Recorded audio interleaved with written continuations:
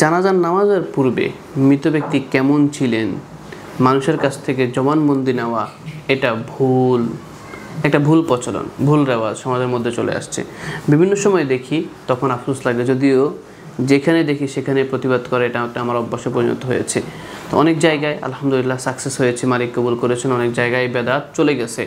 তো বিভিন্ন জায়গায় দেখা যায় যে কোনো মৃত ব্যক্তিকে জানাজার সামনে রেখে এরপরে অভিভাবকরা বা ইমাম সাহেব উপস্থিত হয়ে, আলেমরা উপস্থিত হয়ে মুসল্লিদেরকে জিজ্ঞাসা করেন লোকটি কেমন ছিল।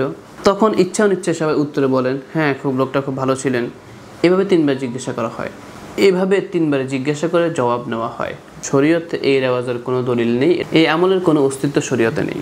সাধারণ মানুষ মনে করেন যে এভাবে সম্মিলিত হয়ে সবাই একত্রিত হয়ে তারা জানা যায় যদি তাকে ভালো বলি তাহলে হয়তো তার গুনাহ খাতা মাফ হয়ে যেতে পারে, আল্লাহ তাআলা হয়তো তাকে ভালো বলে স্বীকৃতি দিবেন এবং তাকে জান্নাত দিয়ে দিবেন, তাকে মাফ করে দিবেন। হাজার কেন লক্ষ মানুষের স্বীকৃতি দ্বারা ওই ব্যক্তির গুনাহ মাফ হবে না। ওই ব্যক্তি যতটুকু আমল নিয়ে যাবেন, যতটুকু ভালো কাজ নিয়ে যাবেন সেটাই তার কাজে লাগবে।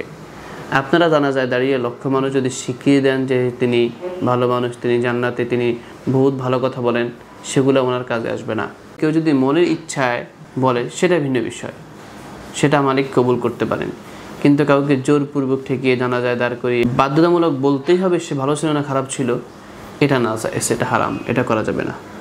আর যদি বাস্তবে তিনি ভালো থাকেন তাহলে হাজার মানুষ যদি তাকে খারাপ বলে বা কেউ স্বীকৃতি দিল না, তারপর তিনি আল্লাহর কাছে ভালো থাকবেন কিংবা মহান মালিক তাকে ভালো হিসেবে গণ্য করবেন। আশা করি বুঝতে পেরেছেন। জানাজার নামাজের এই যে ভুলটি, এই ভুল যে প্রচলন রয়েছে এটা অবশ্যই সংশোধন করা উচিত। আল্লাহ তাআলা সকলকে সহিহ বুঝ দান করুন, হেফাজত করুন, আমিন। আসসালামু আলাইকুম ওয়া রাহমাতুল্লাহি ওয়া বারাকাতুহু।